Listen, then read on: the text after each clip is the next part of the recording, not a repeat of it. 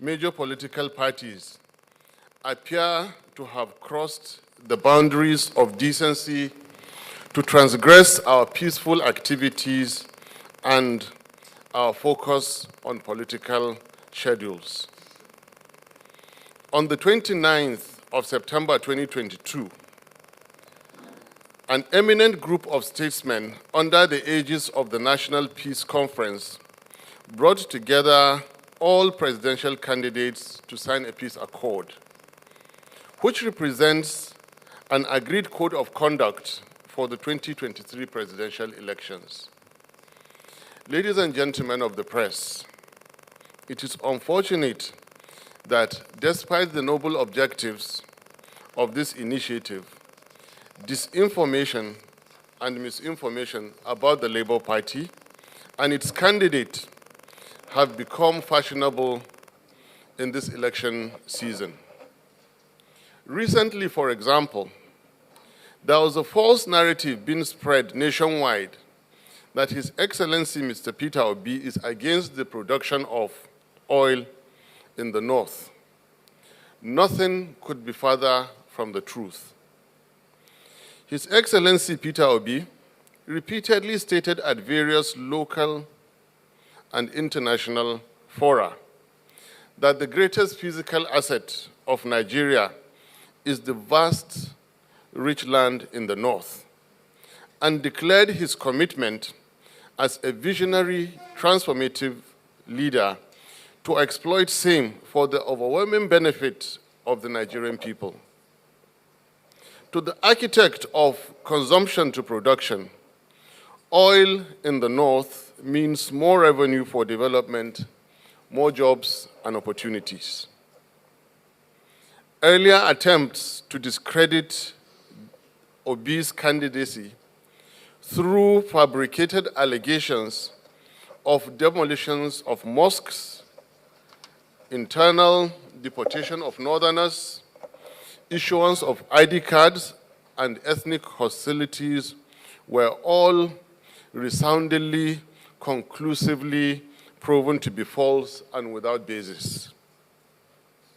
As if those were not enough, just a few days ago, the presidential candidate of the APC, speaking in Delta State and referring to our presidential candidate, said it was a disgrace to mention his name.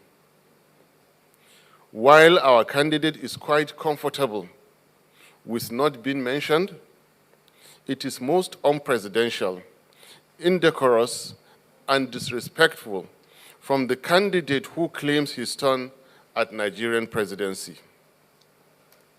APC's strategy against Peter Obi now appears very clearly centered on promoting falsehood in addition to empty and derogatory personal attacks. And of course, this is because they can find no contentious point of negativity to push.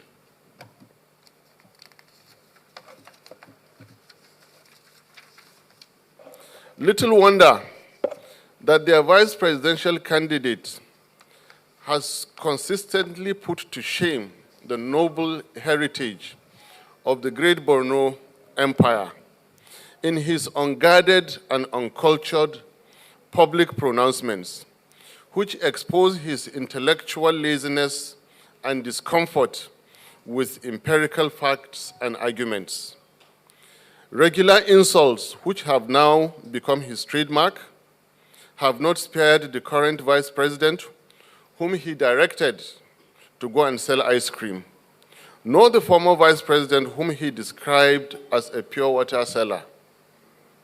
A noble venture which serves the populace better than a certain white substance. It is pertinent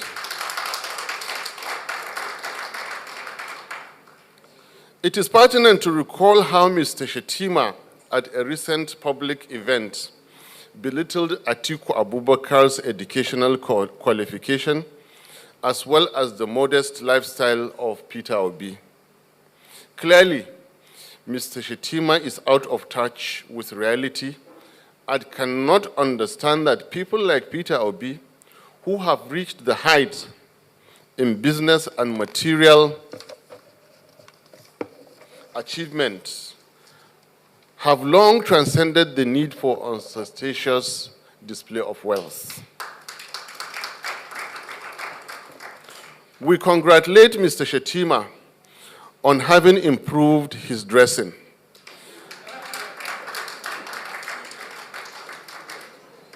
But we equally remind him that he needs to improve his public composure and discipline in communication.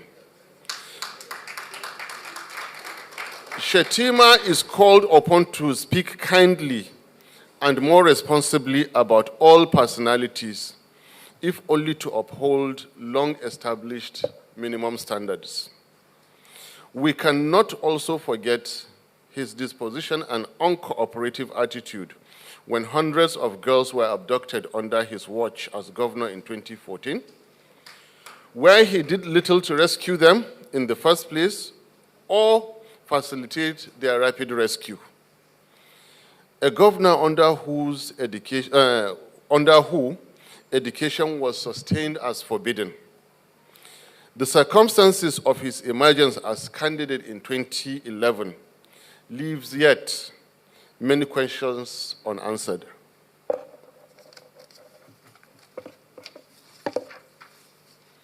Others are not left out.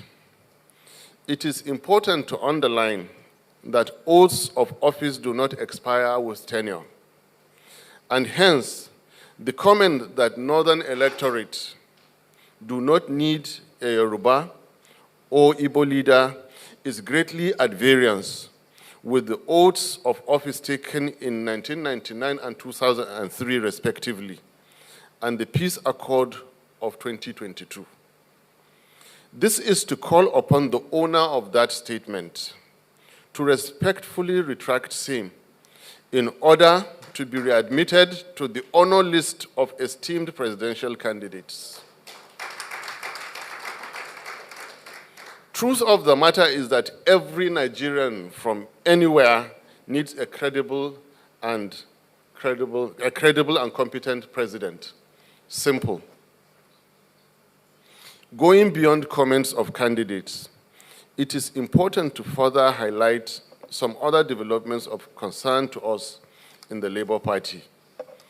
We are concerned about the fate of areas designated by security agencies as ungoverned spaces, which contain legally delineated polling units. It is necessary for INEC to clearly address the nation on how it intends to handle the challenge of conducting elections in these areas. Over the past few months, we have witnessed various attacks on Labour Party offices, meetings, and our members in parts of the country, and even INEC offices have not been spared.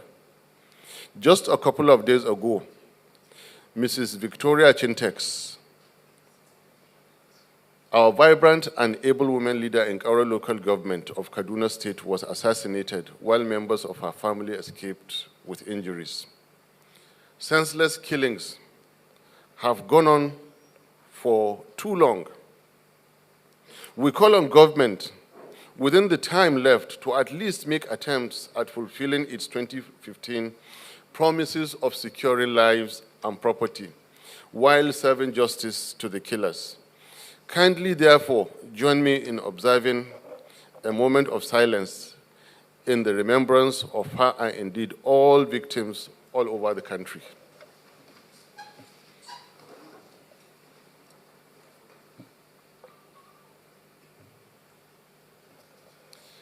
Thank you. May their souls rest in peace. We are alarmed by the reported arrest, battery, and detention of Mr. Aminu Mohammed, a final year student of the Federal University, Dutse, over an alleged social media post about the person of the First Lady. While as we have presented earlier in this address, we will never as a party condone indecorous speech and disrespect to elders. We wish to remind the Buhari State House that they rode to power on the personal denigration of their opponents and empty promises without the slightest clues of good governance. Individuals must be free to express themselves freely, and any infraction of the law be pursued as civil matter and not through high-handed abuse of power. This is not 1984. We lend our voice to the genuine calls for his immediate release. We have so far endured the aforementioned and have taken remedial actions where necessary, and where not, we simply ignored. Civility and respect of law must not be read by misguided elements as signs of weakness on our part. It is not too late to adopt our style of strictly campaigning on relevant, practical national issues while respecting individuals and institutions. Any actions to the contrary, the people responsible must know that they will be held accountable. In the decent manner we have presented our issues here today, and in the ways of the law. 2023 elections will be different, as Nigerian electorate are increasingly becoming aware of the dangers of ethnic and religious politics, a fact that is causing anxiety, frustration, and desperation with political actors of the old order. Consequently, these attacks against us are likely only to increase. We must call on authorities to live up to constitutional responsibilities, and on the general public to regard lies, misinformation, and propaganda for exactly what they are. The obedient movement under Labour Party will continue to remain faithful to founding principles and to the signed peace accord, and we equally invite all stakeholders to emulate. The next few weeks will see an escalation of election activities. I urge all who have not yet collected their PVCs to do so without delay, and to follow through to identify their polling booths, vote, and defend their votes. I wish to sincerely thank the vast majority of our people, the youth and elderly alike, from all across the nation, who have continued not just to embrace Peter Obi, my humble self, and our great party, but who are daily investing their time and resources in making sure that other Nigerians share in their conviction and imbibe the urgency of positive action in the coming elections. With us, a new Nigeria is possible. God bless the Federal Republic of Nigeria. I thank you all for listening. Thank you very much. I've recognized the news. So we're going after legal, confirmed, written information. And that is one. Two, we're trying to make contacts with the family and find out if they've already appointed a lawyer. Then we also want to be properly guided by lawyers, after which we'll decide the very best way, after seeking legal counsel on how to help the young man. It is very instructive to us that after having suffered 8 months of ASU strike, final year students must be returned to school immediately. But right now, we want to know his condition. We even want to know if he's alive, first of all. Because when it involves battery, then somebody's life could be at risk. His physical condition, if he needs hospital care, immediately be provided and then return back to school immediately. We're trying to get across to his parents. and then to have legal, what you call locus standi, to begin to act. The comments of the candidates really have minimal impact on our presidential candidates, on the party, and on the movement. However, it does not sound right, and it keeps sending out the wrong signals to continue to make unguided statements. They might continue to fall down to nothing. Some might just walk out and may walk out big time negatively. That is why all bad statements must stop. That is why we must respect all candidates of all parties, however high or low, however rich or otherwise that they are. Respect is very, very important. It also includes respect and sensibilities of ethnic groups and faiths. If these things go unchecked, very easily, the likes of Shettima will be carried away to make comments that will cause civil unrest. It is very important they are called to order. About our fortunes in the southeast, again, I doubt. Our fortunes in all over Nigeria were no longer being limited to the southeast.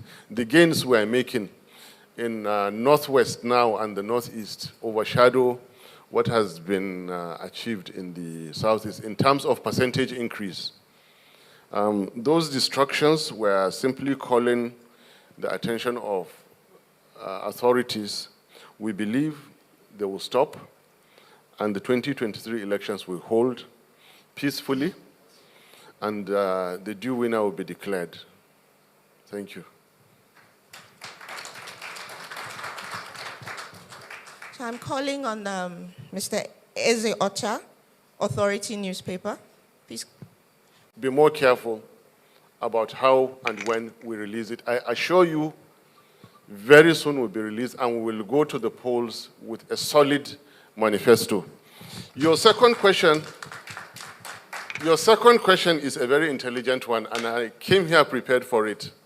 Now, when a gentleman has himself spoken about the subject, I repeat, Mr. Shettima actually owned up to his inaccuracies and shortcomings as far as public appearances are concerned. He began that statement by acknowledging that he has now come back to order by dressing appropriately. So if another person speaks about it, he's very much in order. It is not uncomplimentary in any way. I simply reiterated the compliments he gave himself. Thank you. Gabriel, this day. Good afternoon, Mr. Vice President to be. My name is Emmanuel Gabriel. I report for This Day newspaper. Withdraw from the peace accord. And for that matter, any action that brings peace and prosperity to Nigeria. 1. 2, it is not only unguided statements that the ruling government has been violating. The first to suffer were their campaign promises of 2015. So we are not surprised that they will make promises about speaking responsibly during the 2023 elections and again renege or fail in them. This is one of so many failures and disappointments that Nigerian people have been suffering since 2015. And again, that informs this particular press conference. That underscores the need for it to have been held.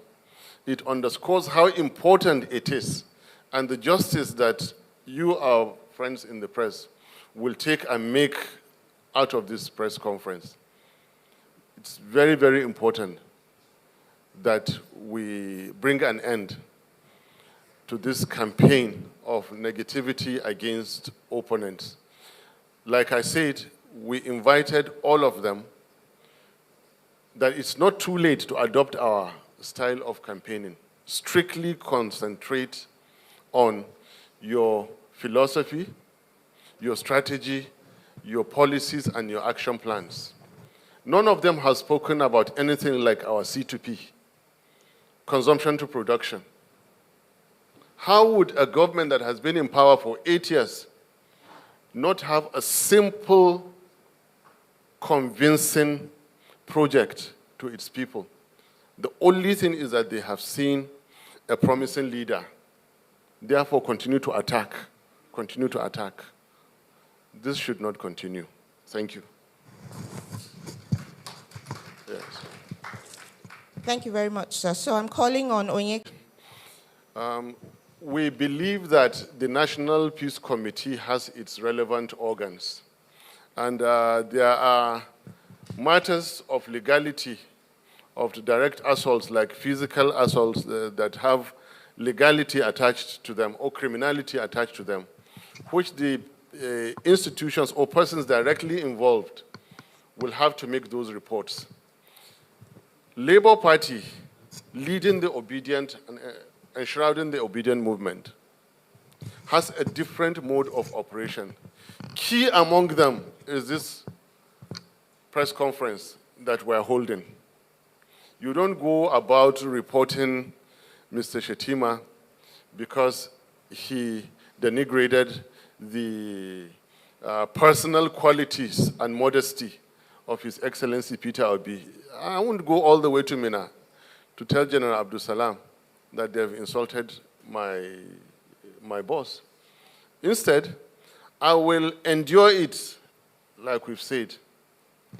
When they collect and they are heightened to a level that we are in today, we hold a press conference like this, and we remind everybody, we remind the nation what everybody has been doing.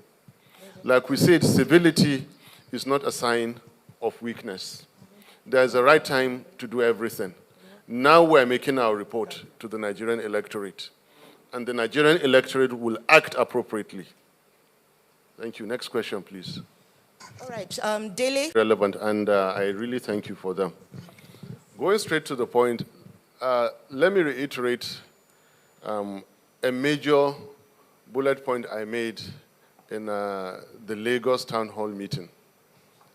The moment you have a group of leaders who are not, forgive my language, okay, stealing your money, the Nigerian people are already being pulled out of poverty, because the money not being stolen will be spent on the Nigerian people. Two, the moment you have a group of leaders that mean business and that know business, your economy is already starting to be healed. Specifics beyond that is that there will be major policy shifts. For example, reshaping, redirecting, and savings from the scandalous fuel subsidy, the scandalous and fraudulent multi-tier foreign exchange system be saved, use our FX more intelligently, more honorably, stop the stealing of Nigerian crude oil, meet up our OPEC quota, begin to produce and refine oil locally in Nigeria, scrutinize the budgets, remove every element of waste. Then remember, we have been preaching and promoting procurement efficiency. And I tell you, what 1 billion naira is doing for you now, the same 1 billion naira will be able to extract anything from 2 to 5 times more value for Nigeria. Why? Neither the president, his vice, or anybody for that matter is having interest, personal or political interest, in the works of government, money spent for Nigeria is only going to work for Nigeria.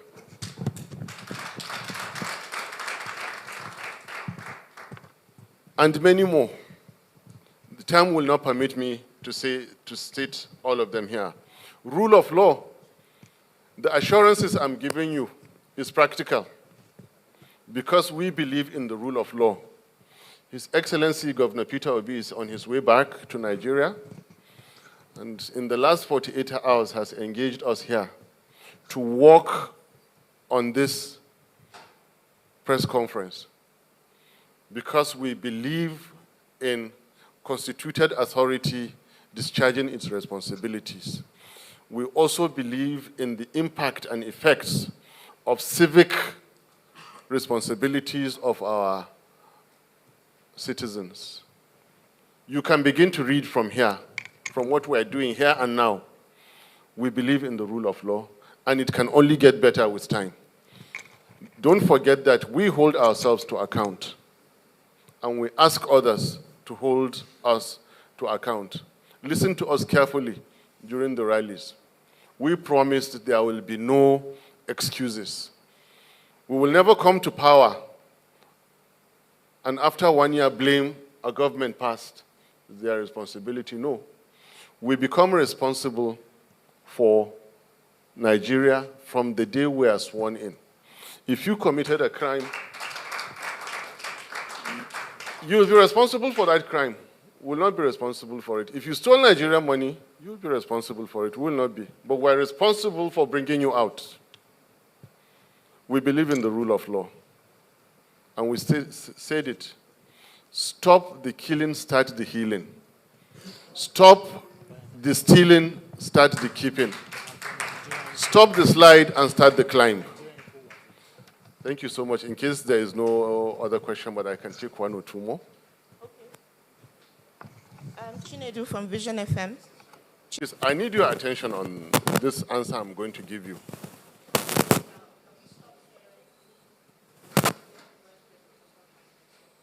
Maybe you switch off your own. Oh, okay.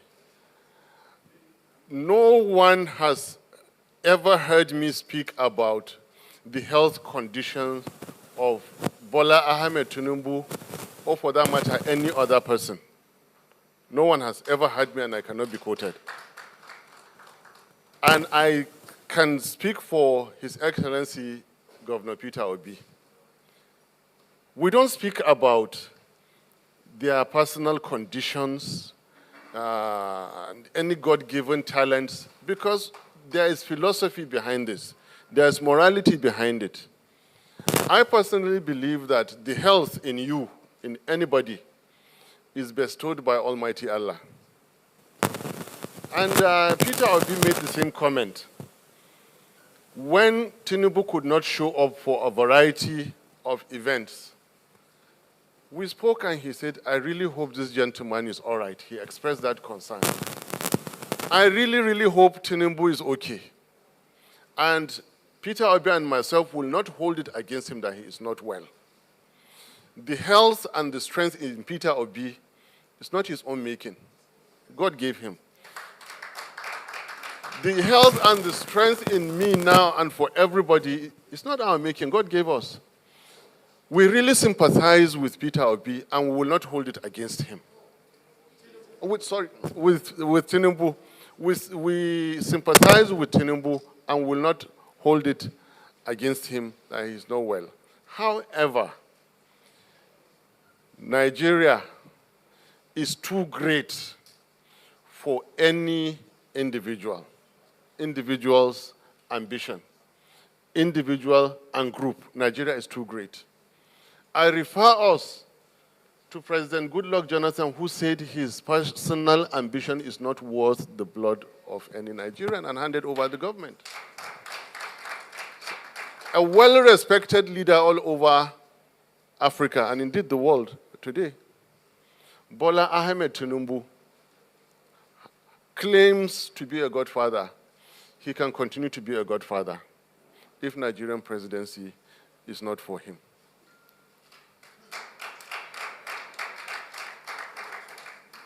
It is not in our place, Peter Obi and myself, to tell him that you're sick. Please, go and relax. If you think you can, be our guest. Come to the field, we beat you.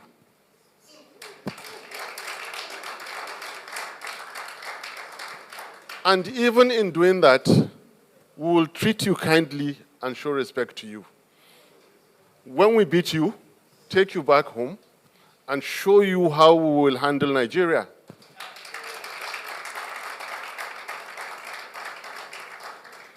But anybody who means well for Nigeria and knows that they have shortcomings, for God's sake, step aside. It is not the first time in our history. Step aside, give way. There are others who will do the job better. I thank you very much for coming. Thank you so much.